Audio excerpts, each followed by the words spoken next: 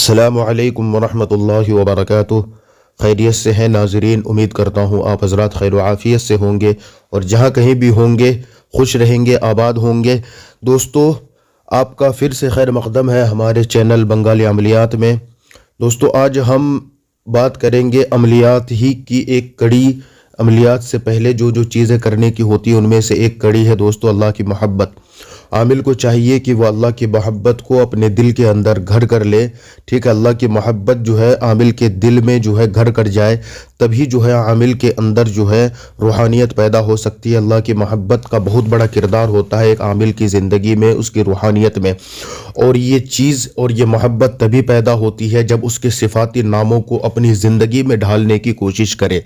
मसलन मैं आपको बताऊं कि अल्लाह की एक सिफत है रहीम होना, करीम होना, बुर्दबार होना, हलीम होना, ठीक है, सत्तार होना, गफ़ार होना। तो इस तरह के औसाफ भी जो है आमिल को चाहिए। हालांकि हर एक इंसान की ज़िंदगी में इस तरह के औसाफ जो है होने चाहिए, लेकिन कम अज़ कम आमिल के अंदर तो ये चीज़ ज़रूर होनी चाहिए कि वो इस तरह की चीज़ों को अपने अंदर, इस तरह के औसाफ को जो है अपने अंदर पैदा करने की कोशिश करे कि आमिल को भी जो है, आमिल के अंदर भी सिफत रहम यानी रहम का मादा होना चाहिए, ना कि बदला लेने का, माफ़ करने का, दरगुजर करने का, बुर्दबारी करने का मादा होना चाहिए।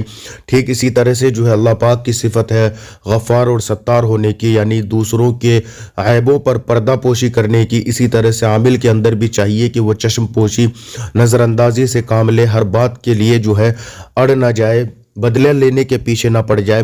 तो दोस्तों, जब इन अस्माए हुस्ना यानी अल्लाह के औसाफ के ऊपर जब बंदा अपने आप को ढालने की कोशिश करेगा तो उसके अंदर जो है फिर वो अल्लाह की मोहब्बत भी पैदा होगी, उसका दिल जो है अल्लाह की मोहब्बत से भी रोशनास होगा। और फिर जब वो अस्माए हुस्ना को लेकर के किसी चीज़ के ऊपर पढ़ाई करेगा तो फिर जो है वो अमल भी कामयाब होगा, वो पढ़ाई भी कामयाब होगी। दूसरी कड़ी है दोस्तों अमलियात से पहले की कि दुरूद शरीफ। ठीक है, दुरूद शरीफ का सिलसिला भी दोस्तों अमलियात से जुड़ा हुआ होता है। हर अमल का अलग अलग दुरूद होता है और दुरूद शरीफ के बग़ैर अमल की कामयाबी जो है मैं दोस्तों मैं कह सकता हूँ कि महज इत्तिफाक ही हो सकता है कि दुरूद शरीफ के बग़ैर किसी आमिल का अमल जो है कामयाब हो चुका हो।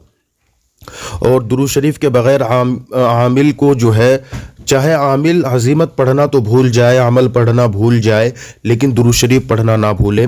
ठीक है दोस्तों, तो दुरूद शरीफ का भी एहतमाम करना बहुत ज़रूरी है। चलते फिरते उठते बैठते जो है दुरूद शरीफ पढ़ें। आपको अगर हर अमल का दुरूद अलग से पता नहीं है, मालूम नहीं है, तो सीखने की कोशिश करें, लेकिन इस बीच आप खाली भी ना रहें।